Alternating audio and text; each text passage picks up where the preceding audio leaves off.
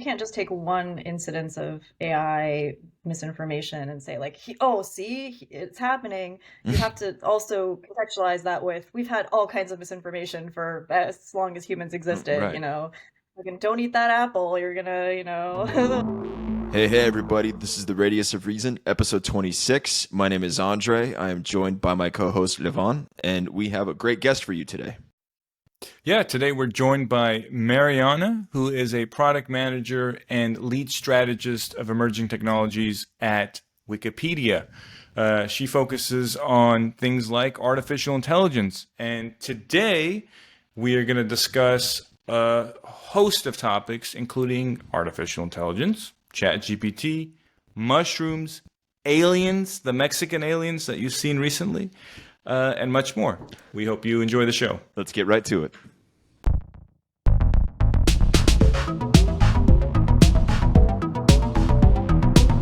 Maryana, esteemed thought leader at Wikipedia, manager of future strategy with regards to technologies and advancements of our much beloved public encyclopedia.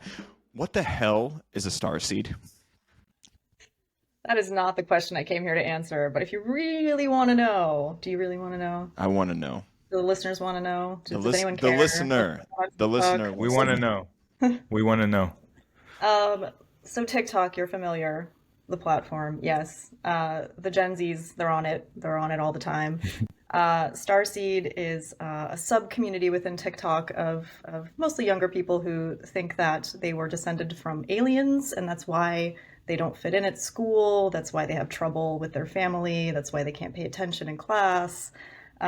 Basically taking neurodivergence and putting some extra like sparkle magic on it, as far as I can tell. And they're very passionate and very convinced that this is a real thing. So, do you feel like this is just like a natural continuation of like Tumblr culture, or is it underscoring that, okay, there is indeed something tragically sad happening with Gen Zers? Yeah, I mean, I think, it's really hard to be special these days because all of the kind of special categories have already been claimed. So you have to dig deeper and deeper into the bowels of lore and magic to really find a truly unique place to speak from in social media. So I assume that's part of the phenomenon. But also with anything young person, I always wonder, like, how sincere are these people being versus how much are they like just trying to troll everyone? You never know with kids. It's getting harder to tell, right? Because all the interactions online. Whereas before you could smell it, There'd be the nuances in real life.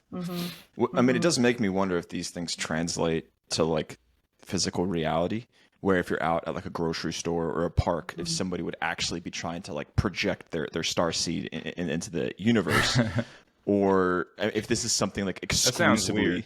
I mean, that sounded very strange. A little, yeah. Do not project the star seed into me at the park projecting my star seed. Yeah, but that's why I respect furries, right? Because I feel like they own that like transition to reality, where they have their persona that's online, but then they go out in the park like in their little costume, and it takes guts, and I think it's vulnerability to a certain extent. Don't call it a costume. That's their skin, man. Or their scales or fur. Oh or shit! I did. Oh my gosh, that's terrible. Don't be a speciesist. I do think that as interesting and insane as TikTok can get, I love what TikTok's doing for like aesthetics, and it's improving, I think, everyday life for me. When I discovered dark academia, now everything is like through the prism of like rainy concrete and scarves and shit. But I don't know. I think there are ups and downs probably to it. But as somebody who probably has to keep track of the evolution of technology and the effect of technology on our lives on a daily basis, I mean, what's your prognosis? Do you feel like we're absolutely screwed? I don't really truck in like alarmism. I mean, I think a lot of things are probably going to change, and we're probably at an inflection point as far as certainly the online space goes. But I'm a great optimist. I really believe in people. The fact that we've created Wikipedia and maintained it for 23 years. 22 years is kind of incredible. The fact that it's always been a nonprofit, always been a volunteer effort, just always been regular folk just creating knowledge out of the goodness of their heart really fills me with a lot of optimism for humanity every day. So, Hey, everybody. Hope you're enjoying the show. Just make sure to like and subscribe this video. Leave us a comment. Tell us how we're doing. And be sure to follow us at radius_of on X.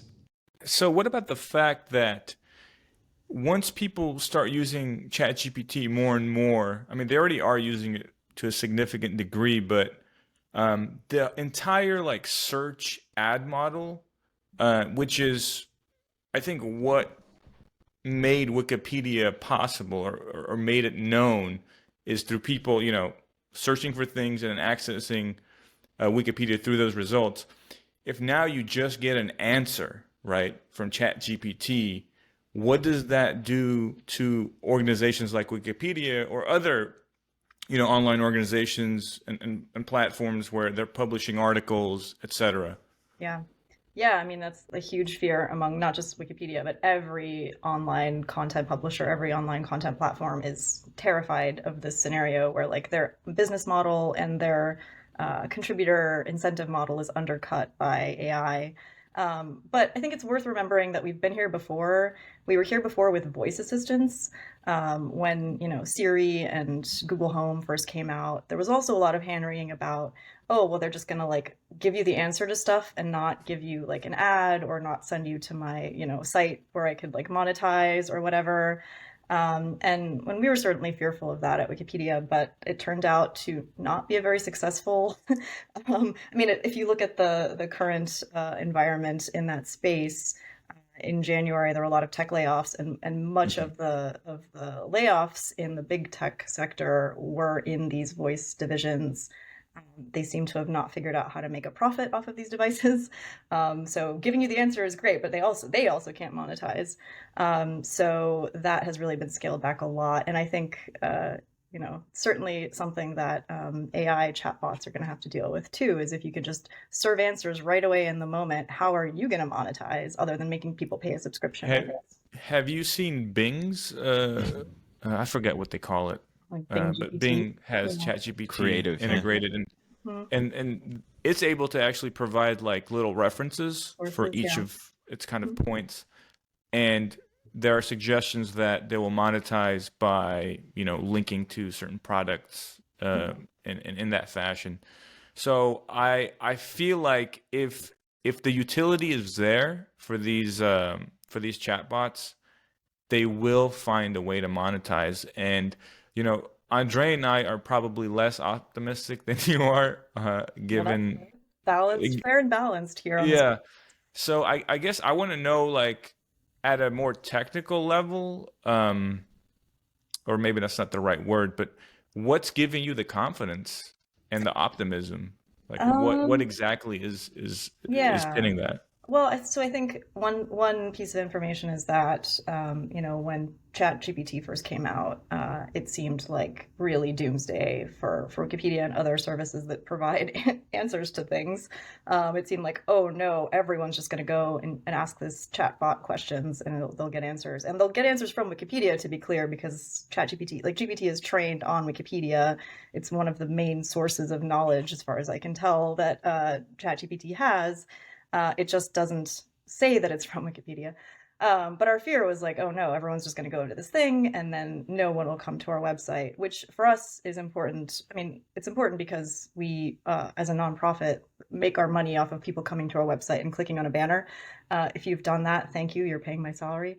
But it's more important because as a model, we get contributors because someone is on a Wikipedia page, they see something wrong, they fix it, and then they realize, holy shit, I can do this. I, as a normal human, can contribute my knowledge. And that's how we've grown our community over the last 2 decades, is just people coming in as readers and being like, oh, I can edit this thing? Cool. So if they don't have access to that, that's the real danger scenario. But what we saw, so we built this ChatGPT plugin, which basically allows you to search Wikipedia via ChatGPT, more or less, which bypasses the training data cutoff that vanilla ChatGPT has. So if you ask Hmm. it questions about anything that happened since September 2021, it's not going to know. Hmm. With the Wikipedia plugin, it will know because it'll fetch that from Wikipedia. Um, but what we've seen from usage of our plugin and usage of other plugins and just kind of following the industry is that it seems like for now, most consumers, even people who are very heavy ChatGPT users, are not using it to get general knowledge. Like they're using it as a supplement to get information. They're using it to summarize content. They're using it to write marketing emails. They're using it for code. They're using it for creative stuff. But like as far as trusting it for like knowledge, I think most people are not that stupid. They understand that like it hallucinates, it gives you weird stuff, and sure you have your like Tyler Cowens who are like gung ho users, but I think that's a pretty outlier case. I think the average person is still pretty wary of these things and still kind of wants that like paper trail. Like they want to know where this information came from. They want to know like who said this, where, what is the authority, like who's behind this. And in a world in which people don't even trust the U.S. government, the knowledge that it serves, like they're certainly not going to trust some like big fancy California technology. Well, so I, I take your point on that, but those same people that don't trust the U.S. government will trust like a troll post on Yeah, Facebook. yeah. So it's I think maybe the former is due to more of like a tribalism and a conspiratorial mindset against like authorities, but It's I, personality I driven information. Like I think humans are hardwired to believe people, not facts. Like we believe faces, we believe humans in a way that we don't believe Google even. And I think a Mhm. lot of the kind of suspicion of technology really stems from that is like, I don't know where this information came from. I can't see the face of the person telling me this. And even if Which that face is Tucker Carlson, people will believe that face because they fucking love that guy for some reason. which Um, maybe like Jimmy Wales hitting everybody up periodically and oh, asking for yeah, money is yeah. actually providing a service because in Uh-huh. essence you attach like, oh, this person works at Wikipedia. He kind of looks like Daniel Craig and he's asking me Not for money. anymore. Yeah, Sorry, well, Jimmy. yeah. You did once. uh, yeah. Uh, So yes, Andre, you were going to say? no, no, go ahead. No, I was just thinking, is it possible that if AI remains kind of just untrustworthy and continues to hallucinate, that it will somehow, as a byproduct, help us rebuild trust in institutions? Because you're also going to have a proliferation of just bullshit online. So people will literally have nowhere to go. And then is that kind of the solution to this crisis that we have now where people just don't trust institutions? Yeah, I mean, I guess I'm conservative in that regard too. I don't think AI is going to be the savior, and I don't think it's going to be the destroyer of humanity. But I do think that, yeah, with more kind of weird AI generated content floating out there, people will want that sort of personal human touch more, or they'll want signals of it. And maybe that'll lead to more trust in institutions. My guess is probably not. It'll probably just lead to, more people kind of bifurcating into different personality driven media, different Substacks, different Twitter X channels or whatever. But I don't know. I don't know. So eventually we're just gonna have like a two different ChatGPT models, like one for libs and one for like rah rah Yeah, patriot I'm MAGAs. surprised that hasn't happened already, honestly. I mean, I'm guessing Breitbart or somebody is probably busy frantically training their model to talk about like flat Earth conspiracies and I don't know, QAnon. I don't know what it would be, but that'll be interesting. Do you have any sense? I mean, this is going to be the first election cycle we're going to enter in Mm. 2024 with a generative AI model kind of in the background. Do you have any pulse on like what the conversation is leading up to the presidential elections in the United States? I mean, is this even something institutions are concerned about? I mean, given like it took them a while to discover Facebook, I guess, but Facebook only became like a toxic tool of manipulation in 2016. Um, are we ready for democracy as brought to you by ChatGPT? Yeah, I don't know. I mean, it's a good question. I think, we've we've seen the kind of misinformation factories cranking up for many years now, so I don't imagine this will be any different. And I also like keep in mind the American citizenry that votes, it tends to be older, tends to not be using the internet, tends to be getting their news from the radio still. Like this is on the margins that we're talking about in terms of like U.S. elections, and maybe also some global elections. I don't know. But yeah, I have faith in people. Like, have we seen a case of viral misinformation generated by AI other than like Balenciaga Pope in the last 3 months? And even that was like kind of funny, and it wasn't like anything that, you know, anyone really took seriously. I mean, maybe it'll happen, but it just seems like if it hasn't happened already, like, I think the Well, concerns are more along with the lines of like uh, deep fakes and whatnot, mhm. where you could have a video of like Joe Biden claiming that he's like murdered people and eaten babies or something like that. But I think yeah, mostly it's used to like produce videos of Obama rapping to Yeah, like I mean, we just haven't like this technology has well, existed for a while now, and we haven't seen we've seen the content, but we haven't seen it actually sway so anybody. Everyone I, knows it's uh, fake, right? yeah, so I want to expand on that a little bit Mhm. because I think right now, yeah, it's still like very uncanny to see AI generated videos. But to me, it's just a matter of time. So like your argument, I think is valid now, but I don't see it being remaining valid, when they release, I don't know, there's runaway AI. I mean, Midjourney right now is just really good with the photos, but I think the video stuff is going to get scary good You don't think it's very scary good quickly, and I now? wouldn't be surprised, excuse me, if there's convincing videos out, convincing deep fakes out for the election next year. Um, so actually recently I came across a video of Lionel Messi. It was posted in a soccer subreddit where he's speaking English. And if you know Messi, like he only speaks Spanish, so it's like that's the first like tip that this video is AI generated and fake. But if you read the comments, you notice that people that aren't maybe as familiar with characteristics of Messi's life, um, then they were actually like confused. They were like, "Is this real? Like, this is like, there's no way." Like, blah blah blah blah, and it speaks to the quality of this video. And I take it that you neither of you have seen it, but it is incredibly well done. Like, it Yeah. is incredible. Like, it genuinely looks like a real video, and the audio is almost better than the video. Like Yeah, the I haven't. audio is insanely convincing, and it's his voice in English, and it just doesn't like it's just like it literally sounds exactly like what he would sound like if he were to speak English. so is he And speaking with like an so Argentinian accent? yeah, yeah. Interesting.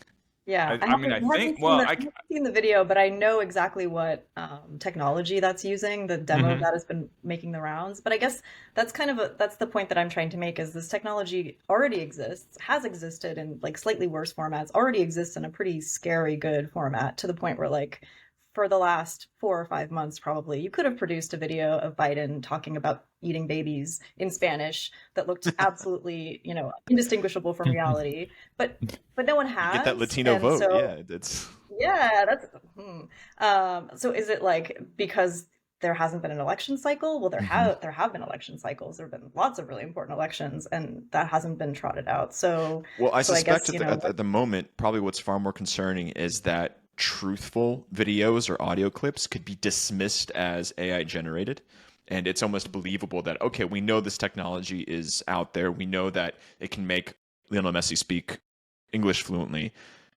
So, in theory, if a video comes out of a genuinely concerning episode that a politician might be having, um, they could just, oh, deep fake. That's it. Done, which I think maybe that's the initial threat or emergence we might see of like a AI cudgel used to kind of wipe away your record or something like that. sure, but I guess I don't understand how this is any different from any other viral misinformation that's happened in the world. I mean, like for every election has had its sort of like whisper network of, did you know candidate X does Y? That's spread through newsletters, it's spread through radio. Like, yeah, maybe AI will do the same thing, but it seems like it's just a technology that can enable the same thing that's been enabled by other technologies or by no technology, just by human gossip. Well, I mean, yeah, I guess, yeah, that's my the instinct. Spanish-American War was declared based off of like a falsehood, like the bombing of a U.S. ship in a port off Cuba or something like that. And so, I mean, we didn't need AI. That was just like a newspaper, Yeah. like the OG Yeah. deepfake. Right. Have you Yeah, have you printing guys press killed everything, Yeah, you know? yeah, Stuff things were like so much better back then. that. have you guys seen the like conspiracy videos of like aliens starting the earthquake in Morocco, What? or the Spicy. US government like intentionally, I think there was like some video of them bombing or some lights in was it Lahaina in Hawaii to start the wildfires. So maybe like well-known public figures, it's going to be more difficult to be convincing with the deep fakes. But like some of those conspiracies are actually working on people. That, like, believe it or not, there are people that are like buying into these obviously, well, what a rational person should distinguish as obviously garbage, but they're buying into them, and so maybe there are more subtle ways that a malicious actor can sow doubt into certain, I don't know, events that are happening or something. And maybe if the technology gets more and more convincing, then it'll become a bigger problem. But I am I'm intrigued by your point, and um, I do see what you're saying. You know, early on, we have technology that's very powerful, and yet we're not very convinced by the majority of these attempts. Yeah, and I think, So you can't just take one incidence of AI misinformation and say like, oh, see, it's happening. You have to also contextualize that with, we've had all kinds of misinformation for as long as humans existed, Right. Fucking don't eat that apple, you're gonna, Razor or whatever. blades. Yeah. It's So, Halloween, never the same. yeah. Mariana, what's your favorite conspiracy I, theory? If you had to go through like the American cultural zeitgeist, if you had to pick Mm-mm. one that's like really like classic. Nope, I don't fuck with that shit. Nope. No. Not Not into it. Kennedys, lizard No, people, none of that. no. Um, No, I think it's a slippery slope. Once you start believing in one, your brain opens a valve somewhere and you just suddenly become more susceptible. So I try to keep away. yeah, I that's don't believe in any real conspiracy theories. I enjoy reading them mostly just to kind of like maybe it's like science fiction or like fan fiction of reality almost.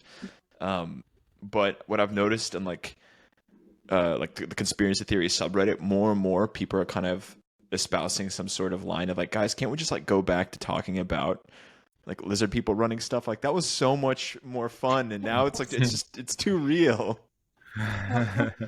Sweet. Well, you've seen the aliens, right? The Mexican aliens. Or the We've meat all alien, yeah. seen aliens. I The thought that was actually a really great example of the mainstream media, which I love to hate on all the time as well, as everyone apparently in the world. But they like nobody really covered that, as far as I could tell. Like the New York Times and the Atlantic, and they weren't like all over that. Like, oh, hot breaking news: Mexico's discovered aliens. I think everyone sensibly was like, okay, that's nice. We're gonna let them do that. Anyway, earthquakes and stuff, real things. those those faces are going to become memes for the next decade. I'm Yeah, pretty damn sure. yeah. Mhm. That was the start of something beautiful. What do you think they made them out of? Like, was that clay or It looked like like a Meat. rotten like cold cut, like some salami. They just like Slim carved. Jim? No, just meatloaf. Just like spam that like you ever like push your fingers into a can Oh, of yes. yeah. Somebody glued a bunch of like spam together and then I do get the sense That that was there bad. has been like an uptick in UFO related reporting, and now like the mainstream media has sort of caught on to it, like with the Air Force officer who testified and everything like that. But I immediately jumped to like I'm always curious, like what the fuck is like actually happening that they're trying to like maybe distract an immediate like eyeball from when it comes to headlines, right? I always like there's probably some sort of like crazy like PPP fraud that's been like uncovered. They're just sort of trying to bury, but I don't know. I'm a Once little again, I more hate to be cynical. like the, dousing your flames of passion or whatever, but you have to remember this is summer, and even people who work in news and the media also like to take vacations. So they have a lot of like filler content, I feel like, in the It's summertime. like the Like, unless writer's they're there. strike.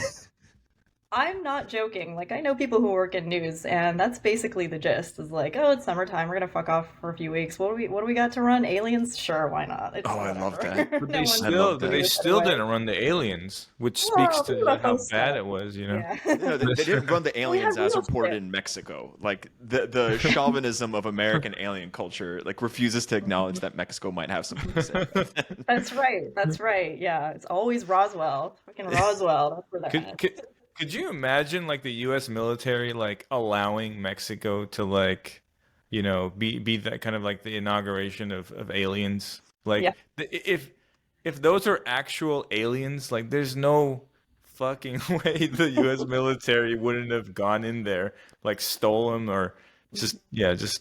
I mean, But there's even in like the cultural phenomena of like relationships with like extraterrestrial entities, it's never like Burkina Faso that makes first contact. It's always a superpower. 9 times out of 10, the U.S. maybe like China is trying to produce some sort of films around it or something like that. well, not if you listen to Ancient Aliens, the documentary Sounds on like that's History your Channel. favorite conspiracy theory. Yeah, that's my favorite for sure. Oh, But dang, they literally like everywhere around the world, any like rock carving is like fair game for sick. evidence of extraterrestrial activity. Specifically, the thesis that aliens came, gave us technology, and then pieced out. Is it star seeds? Is it actually that's No, the they thesis? actually no. One of them, I don't know if it's the same thing. It might be the same starseed thing, but it's like there was a theory that aliens came and like had sex or Oh, impregnated like with they Hmm. had impregnated like early human ancestors, which oh, this then is gave gonna rise get to really bad humans. really They're quick. like, Like this oh, is gonna start delving into some like Aryan race bullshit. Like, oh, we're the chosen. Like, we are the children of alien. No, no. But they also like gave technology, right? Wasn't that part of the, or maybe it's a different conspiracy theory? Like no one could have built the pyramids at the time. Like clearly that's evidence of alien technology because Oh, how nice. could these poor huddled masses possibly build pyramids? Yeah, well, you throw enough Maybe bodies at that's it, something. like slavery. Yeah, that's Yeah, all it's yeah, that's like. how. That's how. The whip. That's how they Yeah. get pyramids. I feel like every conspiracy is basically like destroyed by Occam's razor, right? Like Mhm. it just takes a little bit of thinking to Yeah. kind of come up with a more simple Maybe not even a explanation. little bit of thinking. I think it's just like human history could just be reduced to like acts of horrific violence to accomplish like whatever task that left a ruin a couple of centuries later. Oh no, it was aliens. Like it was definitely Yeah. the alien technology that yeah. Yeah, it's very hopeful. It's like, yeah, no, humans couldn't possibly have been that cruel. It must have been this beautiful race that came from somewhere else and gave us all this technology. It's kind of sweet. Which then ties into like what happened to the technology, right? Like where did we fuck up? Um, I suppose there is like again, not I don't know why I'm like reducing everything to Nazism, but there's like some sort of Uh-oh. tie-in with Uh-oh, um Andre, yeah, we've lost you. I'm here, baby.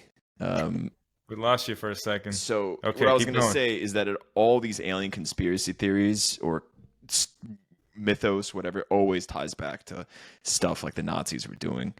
And there's like a subsegment, I think, of the Ancient Aliens theme where like the Nazis actually found the technology in the polar ice caps and didn't help them win the war, right? Like oh, But like good, cool. Um, did but you hear about the hollow Earth theory?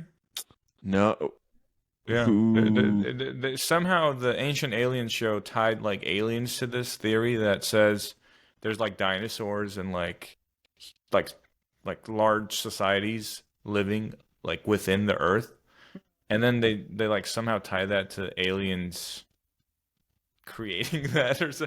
Like it's yeah, it was nuts. It was See, nuts. this But you were is saying, yeah. I think this is another reason why I maybe not hopeful is the right word in this context, but I'm certainly skeptical of the narrative that like AI is going to destroy everything with misinformation. Hmm. Because again, without any advanced technology, there are already people who believe in this bullshit. Hmm. Just hook, Hmm. line, and sinker with no Hmm. evidence except some guy on some show once told them that like the earth is hollow and dinosaurs live in So a to ball. yeah, I mean to be fair though, we're kind of like we're looking at the absolute worst egregious examples. Hmm. But what about like textual misinformation, like fraudulent research studies? I mean, it doesn't even have to be generated by like an autonomous AI or someone, putting in a prompt. It could be like a college professor, right?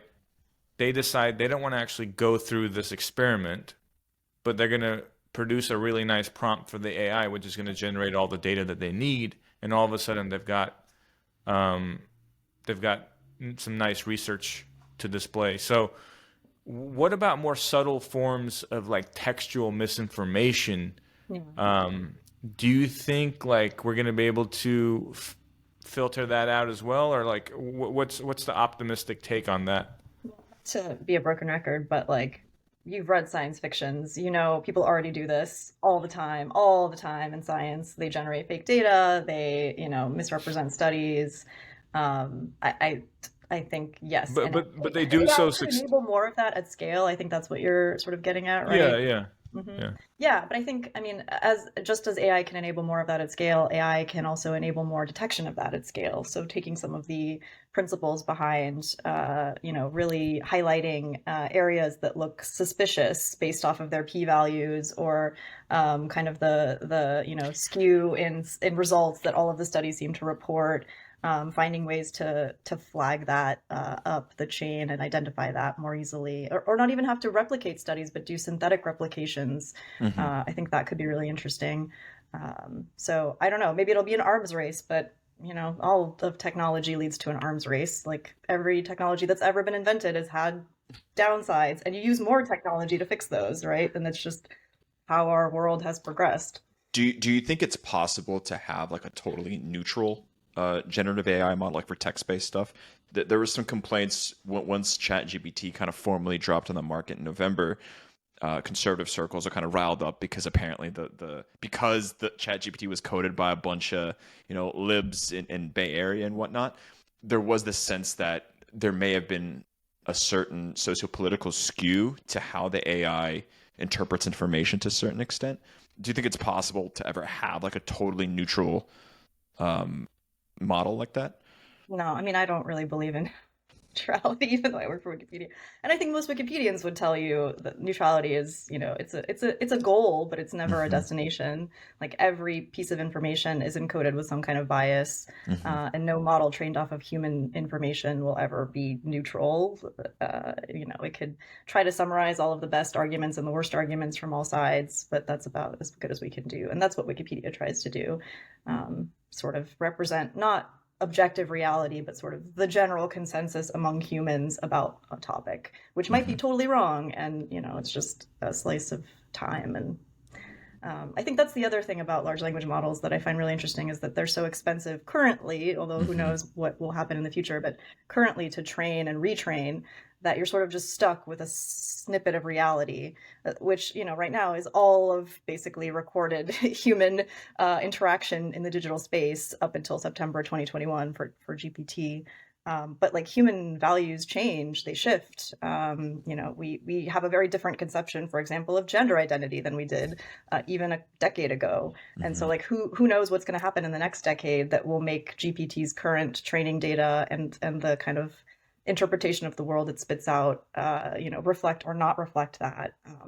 I We're, don't we're gonna know have what like that's going to look like. vintages of GPT. Like, yes, Yeah. this is 2023. Like, it only Yeah. speaks in like the lexicon Mm. of like the previous year and whatnot. It just Um, talks about Barbenheimer. That's it. That's all it knows. it's Just only Barbenheimer. yeah, it's like well versed in Christopher Nolan films in Hmm. 2023. Um, Hmm. No, I think that's an interesting point though, because so data right now is like the new gold, right? Hmm. And there's obviously a lot of concern about, as there's more AI generated data that gets proliferated, the training data quality suffers significantly. So it is possible that these earlier models, in some sense, might be superior to future models if they're trained in, if they're blindly trained with like all the data that's available. That's kind of an interesting problem. I heard recently as well that ChatGPT uses, I think, like 5 to 10% of its training data comes from Wikipedia. Yeah, there are different estimates for that, and it's a little bit misleading because, like, I think the number one source of data for GPT and other large language models is like patents, but that's just because there's a lot of patents. There's like gajillions of them. Wow. So in terms of like byte count, Wikipedia is, yeah, I think 3%, 1 to 3% is the number that gets bandied about. But in terms of like power of that 1 to 3%, I mean, that's like where all of the facts come from. The rest of it is just like fluff, I think. I mean, not fluff, it's like how people actually speak, right? Because Right. Wikipedia's tone is very specific. It's not actually how people talk to each other or ask questions.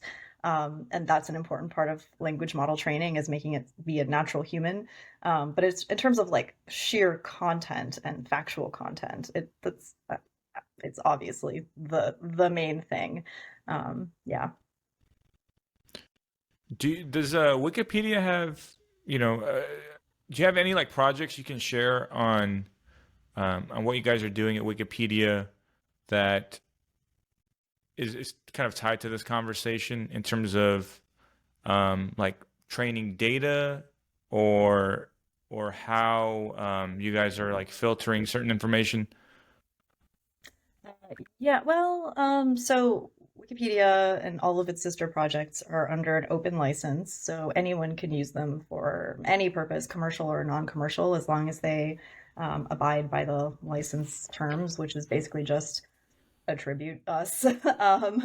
And we know that lots and lots of people, researchers around the world, big companies, small companies, everyone doing LLMs is using Wikipedia to train large language models and other kinds of AI models. Um, we haven't really restricted that use, and I think there are lots of good reasons for not doing that. We are so we in 2020 launched an initiative called Wikimedia Enterprise, which is meant to essentially provide like a more professional, for lack of a better word, enterprise services for large scale consumers of our content. So like Google, for example, I think we all know when you ask Google something, like 75 to 80% of the time, that answer is going to come from Wikipedia. Whether it's credited or not, it's going to come from Wikipedia. So Google makes a lot of use of Wikipedia, and they signed on as one of the first customers for the enterprise APIs and data dumps. Obviously, Google is building AI technology, so so it's sort of the search space has kind of bled into the AI space, as far as getting like large scale consumers of Wikipedia content access. And that's also a way for them to give us money, which is great. We love that. So it's the like more diversified revenue system that we've set up, because the banners are great. We love getting fundraising banner donations. That's the main source of revenue we get as a nonprofit. But we know that a time might be coming where people don't go to websites anymore, and we're sort of future-proofing that a little bit by creating more Wow. professional data services and infrastructure services that might allow us to continue to operate as a nonprofit, even in that world. Do you think there should be federal regulation when it comes to like the use of training data by these AI models in terms of copyright infringement? Like, what are your thoughts on that? Seen our Congress talk about anything related to technology? I mean, considering like the majority of them are like pushing past 80, try to talk to them Yeah, about they like Gen AI. know what a website is, let alone I don't know. ChatGPT. I mean, You put Joe ideally, Biden and Trump in a room together. I think They'll figure it they'll out. figure it out. Mitch McConnell will be like moderating it. Well, I yeah. mean, that I, is kind of one of the concerning things about being governed by predominantly like certain age groups, because it's technology is evolving so fast, and you have to have at least some sense of how it's immediately impacting your constituents. And yes, you have staffers, and I'm sure somebody in Joe Biden's squadron has TikTok expertise and whatnot.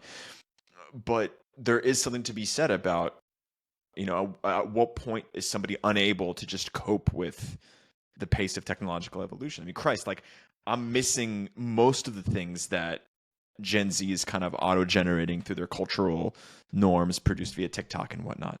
I can't imagine what like an 80. I mean, you get like the Hillary Clinton 2016 campaign trying to dab and all that kind of stuff, but Yeah, interesting. politicians, judges are scary because they're unelected and they're just making decisions out there like, yeah, that's TikTok. Whoa, don't like it. Boo. Out. They're like, whoa. Terrifying. You mentioned something actually really interesting, that Wikipedia is gearing up for a very plausible reality that users won't be using websites anymore. And it kind of harkens back to the changes that newspapers had to make when most of the publication process shifted towards the internet. Most newspapers didn't really manage that transition well, and they folded. Places like the New York Times are actually doing better than ever because they managed to adapt a little bit quicker. What's the thinking on like the timeline for that? What is Wikipedia's position on when it will change, and how will it change? Like what is going to be the nature of digesting information?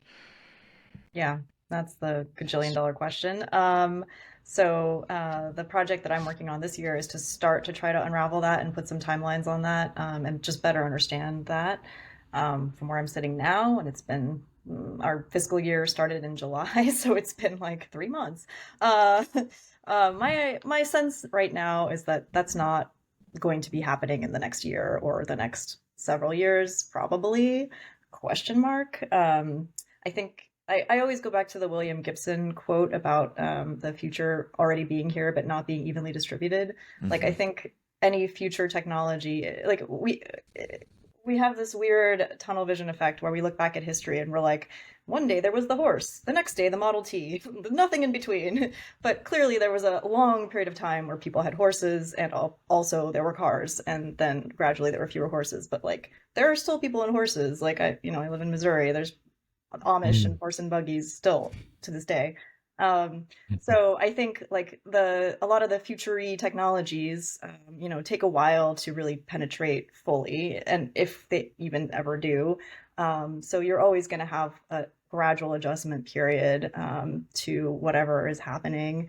And it's not quite as sudden as like, oh my God, everything's changed. No one has a computer anymore. But that said, like it's still, it's coming. We can see it coming, and we know it's going to happen at some point. So the trick is really, figuring out how to still serve your current customers with whatever they're doing, but also investing little by little in like ways to build up the bridge to whatever the future is going to bring to you. And I think we did that pretty well with mobile, for example. I say that purely selfishly because I used to be the mobile PM back in the day when like mobile was the hot new thing. That's how old I am. Like mobile websites were like this cool, like, ooh, mobile technology. What's it gonna do? How are we gonna take an encyclopedia and make it phone size? That's crazy. No one's ever done that. And we did it. It was fine. It wasn't a big deal. I for one enjoyed flipping to landscape mode and then zooming in. I don't know. Yeah, you like that? You can still do that. There's a little switch to desktop link at the bottom. You go knock yourself out. Just ruin your eyesight. Why not? But yeah, I don't think anyone knows anything about the future. People have wild guesses and very, very wide confidence intervals, or they should. Anyone who like has an exact vision for you is trying to sell you something. Yeah, the problem is the people that are most like delusionally confident are the ones that will get the attention. So, It's true. and if you want to get views on YouTube and you have a podcast, you have to pressure your guests to come up with extreme views. So. You're not getting that soundbite from me. Andre, how you doing back there? I'm doing fantastic. Looks like your video's a little what? I said I'm doing What was that? fantastic. Am You're I am doing I great. am I I just like a warbled mess right now? actually, it's so bad that they stopped pixelating you. It's just like a gray. You're just a gray. Okay, there you're back. Damn. Okay. Well, I do like living in the abstract. Yeah, we You got know, we I got to do always wanted something to be a about that. The cubist painting. Chicago Wi-Fi is there's something in the air. Good. Yeah, not good. Yeah, I need to go back to the prairie where the signal is clean. And Google Fiber came from. This is where it launched. I mean, they kind of like performed a massive social experiment. Like let's pick one city in the U.S. where like if we fuck up, maybe we won't get too much attention. No one's gonna care. Objectively, Yeah. Google Fiber is fantastic. Like the internet company I'm dealing with here is like it's a monopoly, hmm and they don't really have to do anything. Um, hmm hmm so I will welcome their destruction when the day comes. So Mariana, is there any aspect of AI that you are concerned about? Like, is there anything, or what is the thing that you are most concerned about with regard to AI? I mean, I do share your fears. I'm not trying to say that I don't think it's going to Hmm. be a problem with uh, quality of knowledge being reduced. I do think like there are going to be lots of people, especially people who are already pretty digitally illiterate, who will not really know how to use the technology. And I think honestly, that's my biggest fear is that it's going to create this rift between like the savvy prompt engineers and the Mm. like kind of clueless everyone else who is not going to be able to thrive in society. And as much as people like hand wring and fearmonger about AI taking our jobs, I feel like the scarier thing is AI actually creating a lot of jobs and creating a lot of dynamism and economic growth, but leaving behind like a class of people who just will be more and more Luddite and more kind of pushed to the fringes. And the fringes is where, scary stuff tends to breed. So that's honestly, that's my biggest fear is not the technology itself, but the social change that will come with it and the impacts it will have on society and the world. And I mean, we definitely saw a massive social change, like with the proliferation of smartphones. I mean, to the point where it's almost like socially acceptable now to be buried in your phone in any like public setting, where 20 years ago, very much not the case. I think even as like a social indicator or a cue, like being on like your flip phone when you're talking to somebody was kind of rude, as far as I remember it. And that's a minor thing, but just understanding like how much it did shift human behavior in the moment, and it opens up like the potential for like how drastic the changes can actually be in our society when we start fully integrating AI into kind Yeah. of our day-to-day routines.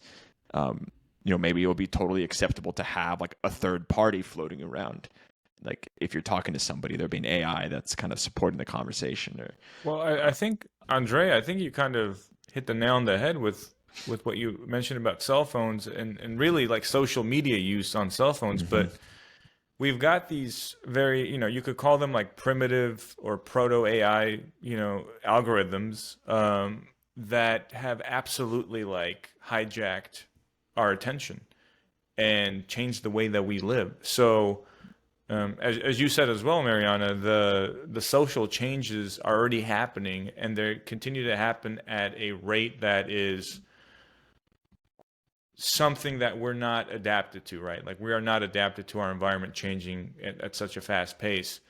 Um, do you feel like, just a general question, do you feel like technology has been, and maybe like the internet specifically, post like 2010, do you think it's been a net positive or negative on society? Big question. I Ah, I need think some it's pessimism. I think it's hard to think in the like 10 years is actually not that much time. So I think it's hard to chunk out discrete sort of eras of the internet. It's easier to do in hindsight and like now, from my perspective, now I can see this era of the last 20 years of people Googling stuff, because that era is coming to an end. And it's hard to say whether, I mean, I think it was good. I don't remember what we did pre-Google. What the hell did we do? How did we know things? Did we just like literally ask our friends who also were equally clueless? Like, how the hell did we know anything before Google, right? So I think it's hard to wrap our heads around both the benefits and the drawbacks until we have a lot more distance from it, until we can see the bigger picture. Um, I don't think we're there yet. It's still such nascent technology and such a nascent change that's happened to our society.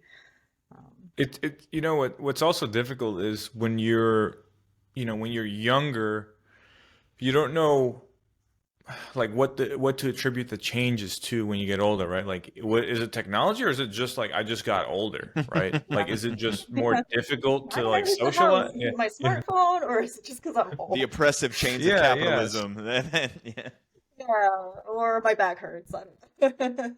No, but I really think like the impact that it's having on human socialization, to me, it seems like, if again we don't, like you said, it'll be easier in hindsight, maybe in the next, maybe in like 50 years or 100 years, historians will look back and the picture will be very clear.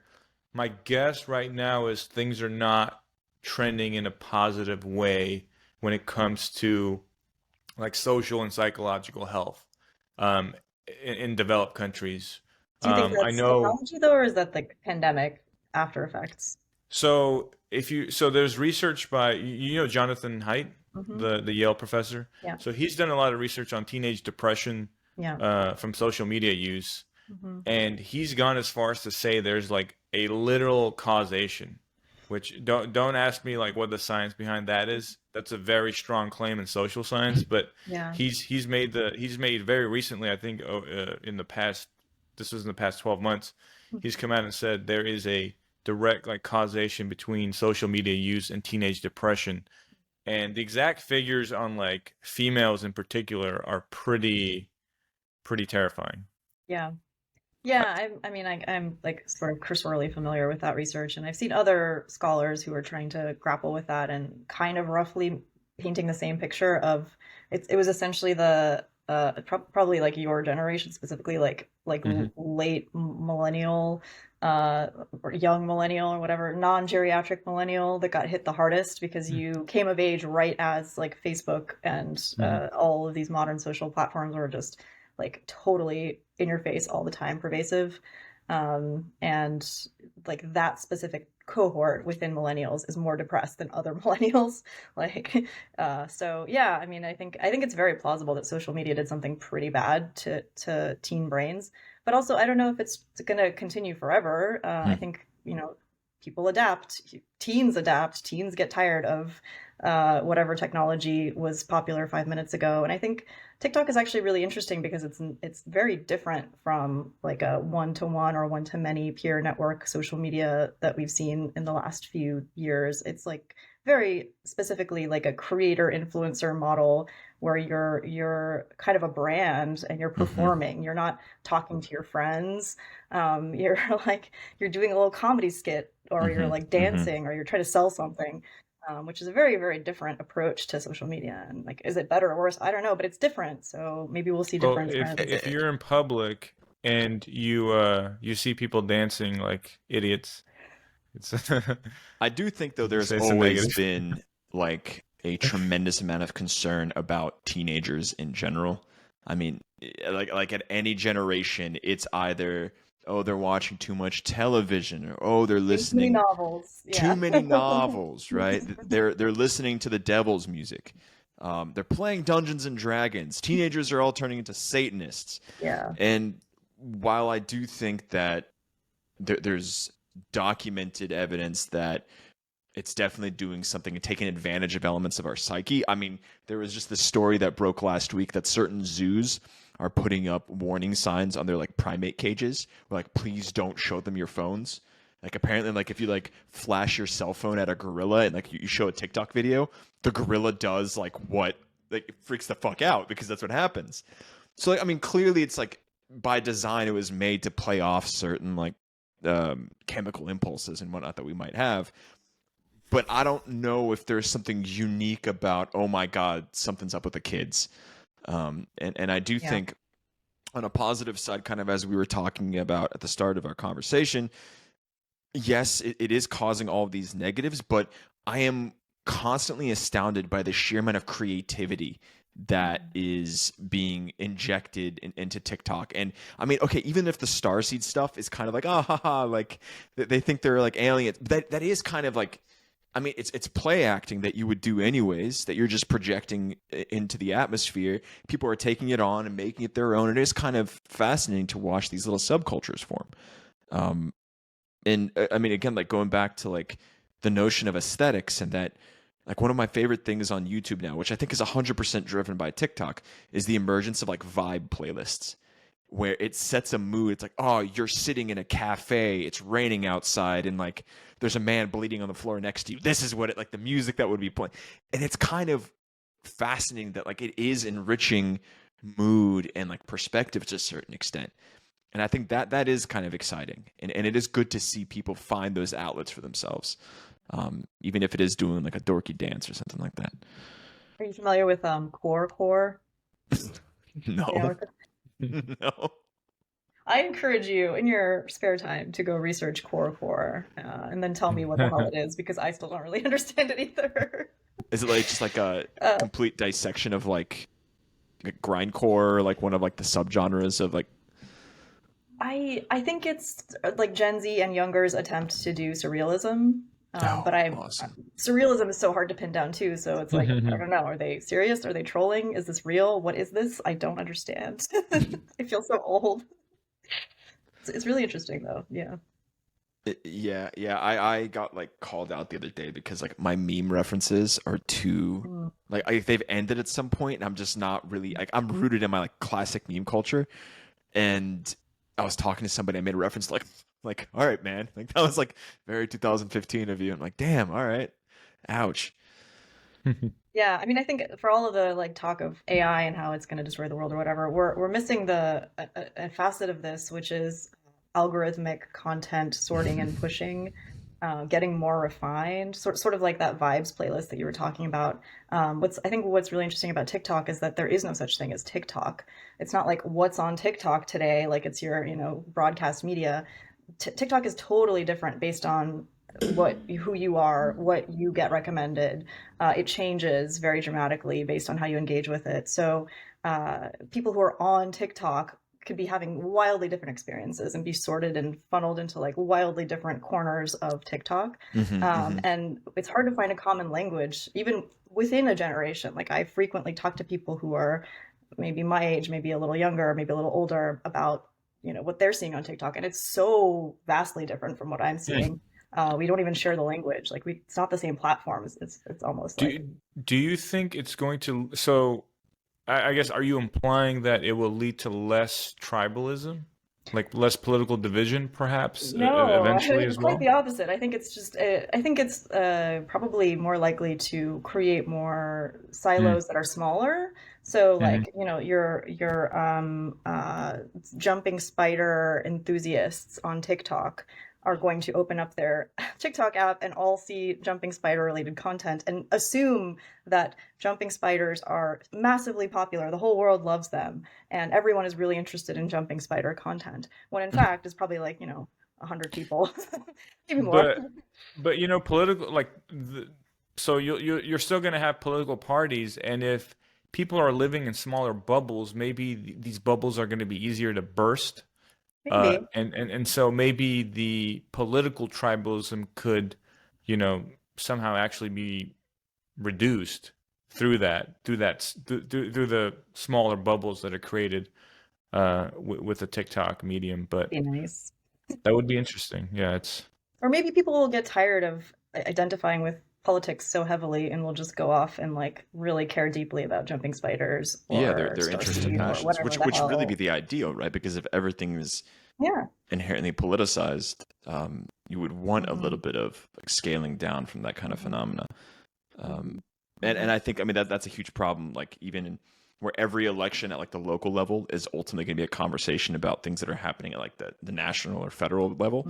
Like even at like a city council election, like you're going to have people like debating if one candidate's like pro-Trump or pro-Biden. But I think if you do kind of have almost like a localization to a certain extent that happens through these sorts of channels, like maybe it'll allow us to start giving a fuck about our immediate surroundings or ecosystems of jumping spiders, right? Like protect Yeah. that. Yeah. Yeah, I think it's been interesting to watch the transition from large broadcast social media to very narrow kind of group messaging. Like I find myself continually amazed by how quickly I went from speaking to everyone in the world who was on Facebook to just having like my 5 Discord groups, my 3 Messenger app channels, my like Telegram, like all these little pockets of friends and acquaintances and people groups that I'm a part of, all in these like very tight knit, small scale chat interactions. And I think it's been a lot better and healthier for me personally. I don't know about the rest of the world, but maybe I just have a lot of niche hobbies. What was the jumping spider thing like totally random? Not me personally, but someone I know, yes. That's awesome. That's I'm on fascinating. Mushroom Talk, so yeah. Mushrooms scare the crap out You're of on, me. wait, what? You're on mushrooms, you said? There's your splashy soundbite. There you go. There you You go. did it. Fired. You That's got it. it. Got her. Done. Finally. Mandatory drug test Finally. tomorrow. Yeah, like I think that yeah, they creep me out, which maybe because I don't understand them, but right. Um, I do want like what I love about the Midwest is I'm gonna miss like morel mushrooms. And when the Mhm. season hits and everybody's like, "Oh fuck yeah!" Like 2 weeks from now, it's like it's the peak. Like I made it at a gas station before, and I'm just paying for like a bottle of water. The guy's like, "Hey, like you want a tip?" And I'm like, "Yeah." He's like, "Come back here like 2 weeks from now. Like it's gonna be lit. Like the morels are gonna be like everywhere." There's like only 2 ways that conversation could go in the Midwest. It's either meth or Meth, morels. yeah, meth or morels. Option. Yeah. Thankfully, it was the far more wholesome one. Um, Yeah. but I mean, mushrooms are like the Pokemon Go of nature. You got to understand. Like, you got to catch them all mentality. You're out there, you're in the bushes, you're getting poison ivy. You fucking don't care because you got to get that mushroom. You got to get it. yeah. I mean, I do kind of like. I think we're gonna start eventually like going back to the roots of like herbology and everything, where people are gonna like pick like comfrey flowers and like grind them up, like find that right mushroom and like design home remedies for stuff. Again, I think it's going to be fueled by these sorts of micro communities formed in social media, where like wildly specific interest groups are going to be able to feed off one another and sort of drive things into like our actual I, culture. Andre, I think there's going to be like a wider trend of the dopamine detox that people talk about. I think there's going to be that. I think that's going to evolve into like bigger trips and like events or programs that people have where you kind of escape into like more traditional ways of living. Hmm. More or less like like a pseudo Amish community where you Joke's can on just you because you get detach. so much dopamine from finding a mushroom. You don't even know. The ultimate like. Well, Yeah, it's the it'll be a ultimate different. It'll be a No different pun kind of intended. dopamine. Yeah. Are you at a point yet, like, where have you studied like all the mushrooms in your locality? Like, if you're out for a walk, could you be like, oh yeah, that's like such and such? Or less. I mean, I'm not quite that good. I can give you like the high level overview. Yeah. Yeah. Yeah, there's a writer I like named Jim Harrison, and he says like you don't know your like surroundings until you can name like the plants and the birds. I think that's like a very like deep meditative. It's such like a 2020 pandemic thing to say, but like, oh, I just want to learn everything about like my immediate surroundings. Like, I don't know. Yeah. No, that's Andre. I mean, the last episode that we had with Chris von Ruden, he talked about how the indigenous people in Bolivia that he studied, how they have such an intimate knowledge, right, of everything, right, of all the plants and animals and I mean, even hearing the rain and knowing like a flood is coming and don't cross the river. I mean, we are so far apart from that. And it's funny, I was listening to this random podcast. They were talking about how like the negative ions in the air in nature like supposedly like make you feel better. I mean, that What? was like they were criticizing a podcast that was claiming like, okay, so that That's like wasn't. two steps away from like Reiki healing, Yeah. just like energy That's some pulling. stars. That's some star seed shit right there. but but you know, it just makes you think like what could we potentially be looking at when people when historians or health experts, you know, 10, 20, 30, 40 years down the line look at our way of life, what are they going to be saying about what are the obvious things that we're doing wrong, you know? And surely some of it's going to be like, hey, you guys literally never go outside, touch grass, right? So, Yeah. yeah. But what if no Yeah, I outside? mean, tribal affiliation with the wrong things, tribal affiliation with things that make you mad instead of give you a sense of belonging and comfort and status in your small local circles. I think that's a really big one. I think that's like of all the things that social media did to our brains that was bad, it was and still is, I think, making people feel like they have to compete with everyone in the world Hmm. for whatever, for attractiveness, for intelligence, for Hmm. anything. And finding more ways to like revert or Hmm. redirect those energies to actually achievable ways of being happy and getting belonging and getting status. I think is probably like the lesson we'll have to learn in the next few decades. Yeah, no, that's funny. Again, like in the last episode, we talked about the like this globalization and the hyperconnectedness of everything, and how we're competing at a global level. Where in the past, um, when you were a part of a small tribe, like you actually had a legit chance of becoming the best at something, like genuinely like having status in a domain that became your own, right? um if you've got a tribe of like 50 people, like surely there's something you can do. Like you're the best at like fetching water Let's or get weird. creating containers.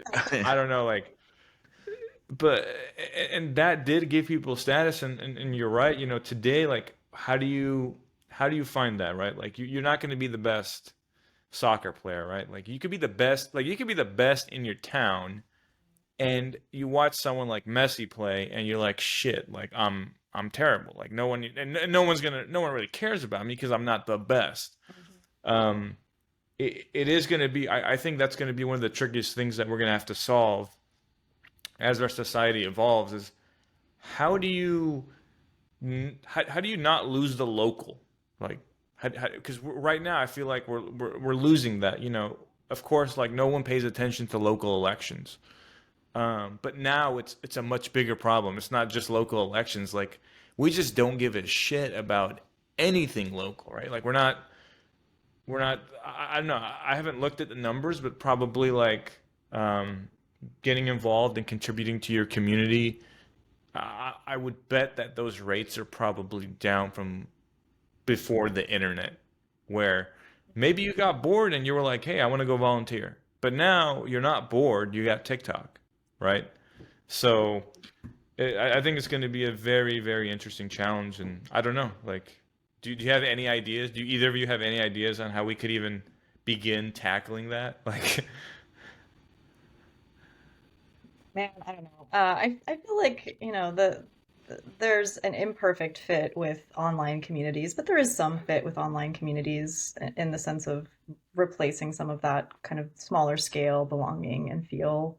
Um, and there are a lot of things that were really bad and toxic about having, being trapped in a village for your entire life and having your reputation known by everyone, right? So, like, there's value to being able to reinvent yourself, to being able to go out and seek out new, smaller communities to be a part of and adapt to and, like, feel more belonging from. So, I don't know. Yeah. I think it does ultimately come down to like interpreting technology as like a net neutral thing, depending on how you use it. And I don't like. I know a lot lately. There's been this like harkening back. It's like romanticizing like, yes, like the way things were before, and I don't think anybody wants to go back to that. Like even 100 years ago, like on this, like World War I happened a little over 100 years back, and like we were in one day, like hundreds of thousands of young men just perished into dust. Like nobody wants to go back to that cycle in history. And I think to a certain extent, yeah, there are problems and quirks to work out and like how we're evolving, but we have progressed so much. And yes, the internet and social media has created new obstacles for us to address, but simultaneously you can access so much information. You can learn so much about Argentinian soccer players if you wanted to, or I could go right now and study up on like the flora and fauna of Burkina Faso just because it's there. And I think that ultimately speaking is an optimistic prognosis, and it makes people maybe You more. mentioned Burkina Faso in every episode. That's I don't know how always you. mentioned. I'm not gonna lie. Burkina Faso is like, now that it's in the news a little bit because of the coup that happened, I'm like really really happy because I've been like weirdly like intrigued by that place since like high school. I think, I don't know. Yeah.